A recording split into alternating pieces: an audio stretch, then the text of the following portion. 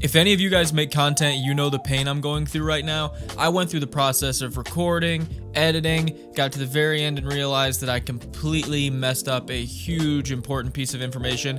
So now I'm completely re-recording this, okay? But we have a better video because of it, so maybe it was like cosmic intervention or something, because the shot sucked, the audio sucked, I missed that piece of information. So hopefully this is going to be a lot better. Hi everyone, I'm Nick. I cannot spell beginning, and this is Nick's Lotus. Today I come bearing a powerful deck for the price of a commander Precon, which sit around 45 bucks. So feel free to pick up this list instead of the Precon that everyone else at your playgroup already has. Today's deck's a real spicer. We're taking a Jund deck built around Group Slug. Do you like slapping the table with a metaphorical rolled up newspaper every time they take a game action? Did you just draw a card, my guy? Did you just play a land? Did you just tap that land, my guy? Okay, this guy has no idea who he's playing with. Bad dog.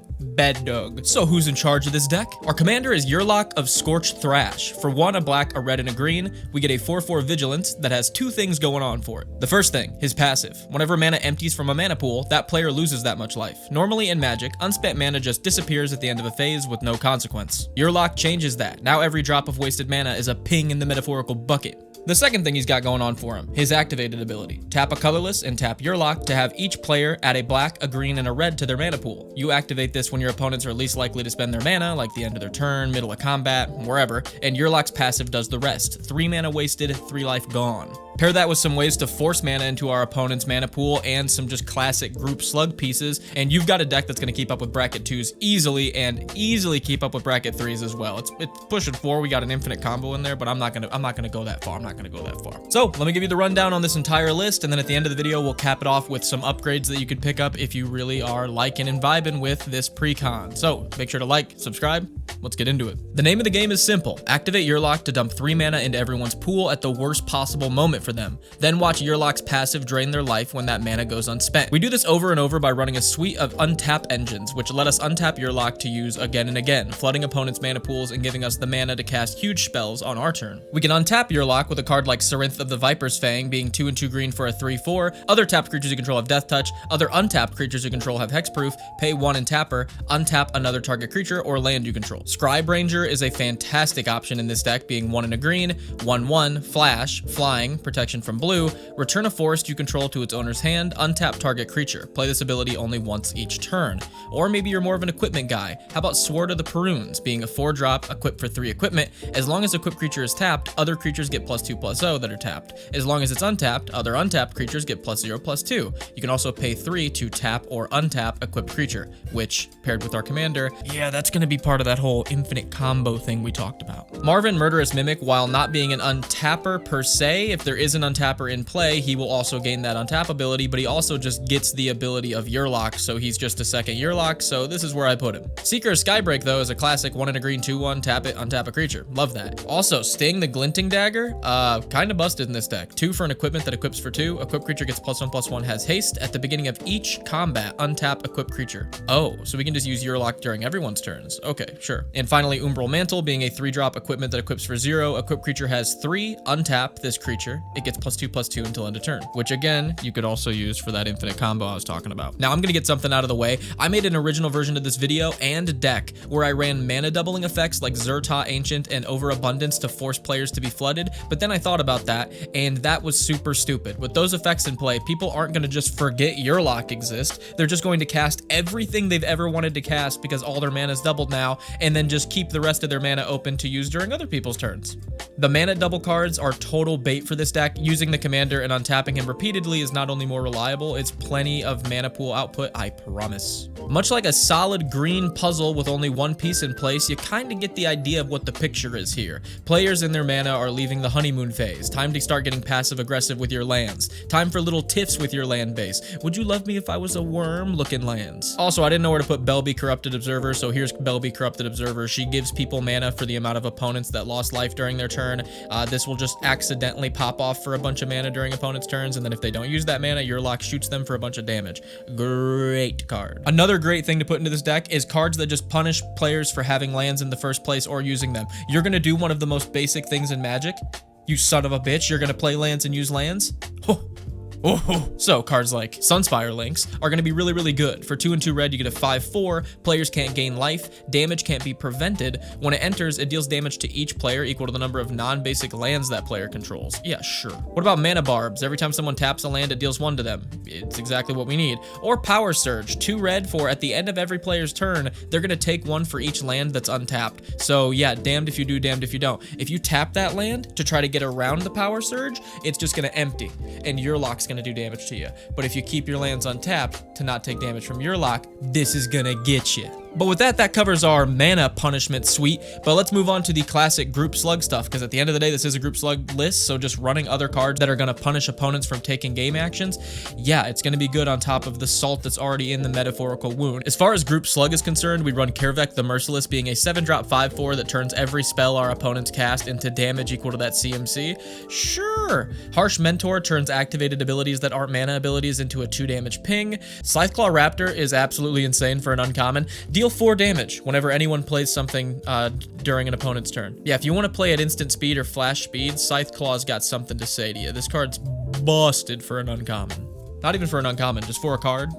I want to run this thing, like in every deck with red. We've got Immolation Shaman, which again pings for someone activating a non-mana ability, but can also buff itself +3/+3 and give itself Menace for 5 mana. Barb Flare Gremlin is the only mana doubler that made it through the cut, because it also just pings people for tapping their lands, which is going to be good in this deck. Rookthar the Unbowed is 4 red and a green for a 6/6 Vigilance Reach. Rookthar attacks each turn of Fable. Whenever a player casts a non-creature spell, Rookthar deals 6 damage to that player. Sure. One of the best group slug cards in this list is Xantcha Sleeper Agent, being 1 black and a red for a 5/5. When it enters, you give it to an opponent. She attacks each turn but cannot attack you or planeswalkers you control, and anyone at the table can pay 3 to have her deal 2 damage to whoever controls her and draw a card. Yeah, so whoever you give Xantcha to is going to take a beating. How about Rampaging Ferocidon? 2 and a red, 3/3, Menace. Players can't gain life whenever another creature ETBs. Yeah, whoever that ETB'd under control of takes a damage. Oh, okay. Sure. Token decks, I'm sorry. Storm decks, get over here. Don't think you're out of this. Rug of Smothering. I got Rug of Smothering for yo ass. 3 for a 1/3 flying. When a player casts a spell, they lose 1 life for each spell they've cast this turn. You're not gonna storm on my watch. Or just something as simple as Stormfist Crusader, dealing 1 to each player during my upkeep and having everyone draw a card. Just a good way to whittle people down. And it's also safe to say that no matter what strategy you're playing against, we have a form of cruel and unusual punishment for you, and you're not getting away. We got something for you. Let's talk about mana sinks, because Yurlok can damage you. Don't know if you picked up on that bit yet, but it says player, it doesn't say opponent. So if we have some unspent mana in our mana pool, we will also take damage. So the deck runs a ton of mana sinks. And if you don't know what a mana sink is, what are you doing here? No, I'm just kidding. Mana sink is any card in your hand or permanent in play that can soak up excess mana in your mana pool. Why do we need this? Because we don't want excess mana in our mana pool so we don't take damage from Yurlok. How do we accomplish this? There's 3 main ways you can accomplish this. The first and best way to accomplish this is X spells. Because anything that costs X, you can put as much mana into that as you want. So pretty much the best way to empty out a mana pool. Magus of the Candelabra is a 1 green 1/2 that you can pay X and tap him to untap X target lands. Again, if we just don't end up using that 3 mana for Yurlok, we can just dump it into Magus to untap X target lands. They don't even have to be lands that are tapped, so we can just dump excess mana into this with no downside. Commune with Lava gives us a Impulse Draw for X. Exsanguinate does X damage to each player and you gain life equal to the number of life lost, which is insane. Gluttonous Hellkite is 2X, a black, a red, and a green for a 3/3. When it enters, each player sacrifices X creatures, and Gluttonous Hellkite enters the battlefield with 2 +1/+1 counters on it for each creature sacked this way, and it also has flying and trample. Sure, it might eat your commander, but it also might just wipe everyone's board and you're left with like a double-digit flying trampler, so like live a little, guy. Exocrine is an X, a 2 and a red for a 2/2. It has Ravenous, so if X was 5 or more, we draw a card. It's a 2/2 that pretty much just has Earthquake stapled to it. When it enters, it does X damage to each creature and each player, so yeah. Apocalypse Hydra is a great segue into our next section because it does double duty, being an extra up Hydra that enters with X counters, but you can also pay 1 and a red to remove a counter to deal a damage, which makes the second ability on this a pretty good mana sink as well, making cards like it, Xantcha, or Magus of the Candelabra very good mana sinks as well for their abilities. So X spells are really good, creatures' abilities that you can use any amount of times are really good, and finally just big shit is really good. Shocker. Just playing that Kervek for 7 or playing that Rookthar for 6 is going to be a pretty good way to empty your mana pool most turns. turns, if not like every turn. So yeah, we got ways to empty out our mana pool, trust. But outside of all this group slug stuff, our commander being really proficient at dealing damage and draining opponents and just, you know, everyone's not going to be at a lot of life, this deck does have some straight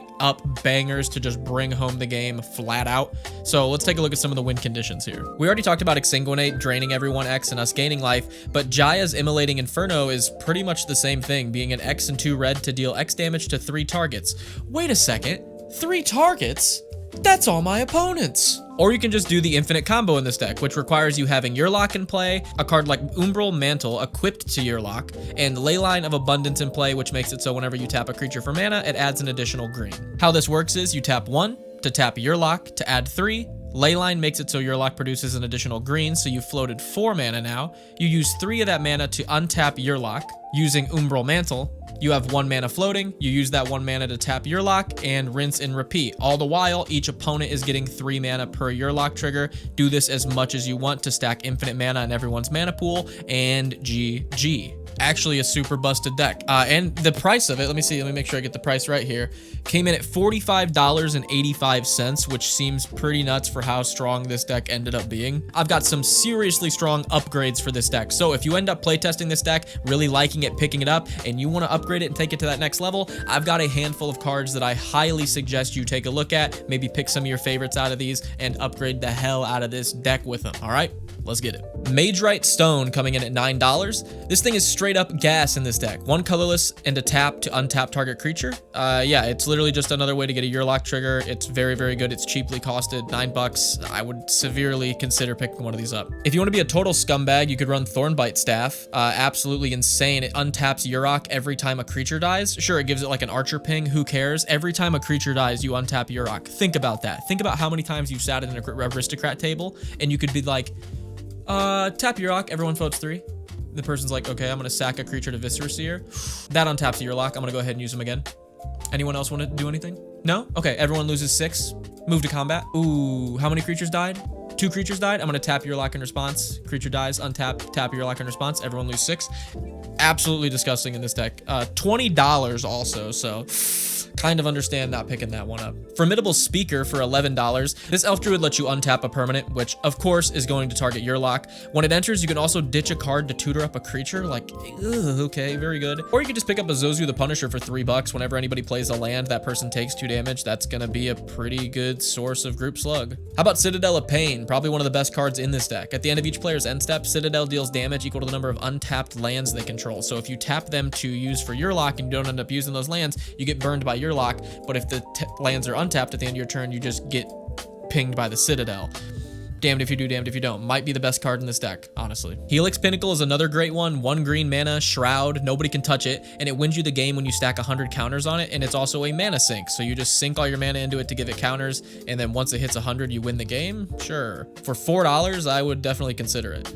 Diabolic Revelation's only $1, and it's just a tutor with X in it, so you get to tutor up X cards. Great mana sink for this deck. It just didn't make the cut in the version I built, but it's a card I highly recommend running in your version, so if you can find room for it, definitely run this. Doze in the Fallen Leaf for $20. During your turn, players cannot cast spells. Players can only cast spells during their own turns. They're just stuck taking 3 from Yurlok. So whenever you use Yurlok during your turn, try to say you use Yurlok 3 times fast. Good grief. Whenever you use Yurlok, everyone's gonna have to take that damage because they can only cast spells during their turn. Unless they have a mana sink in play, this really helps people having to take that damage. And for around $4, Conqueror's Flail is incredibly good in this deck. Equip it to any creature, and as long as it's equipped, opponents can't cast spells during your turn. Exact same idea as Doze into the Fallen Leaf. It just prevents people from being able to use the mana you give them with Yurlok easily, which is always going to be good. Anyway, if you enjoyed this video, make sure to like, comment, and subscribe. If you run a Yurlok deck yourself, let me know any of the tips or tricks that I missed down in the comments, any of your favorite cards that you run, and how you enjoyed this commander.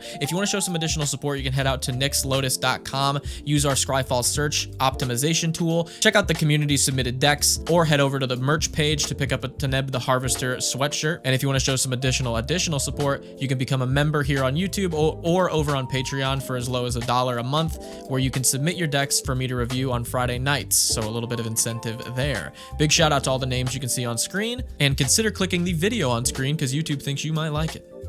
Anyway, I'll see you guys next time. Peace.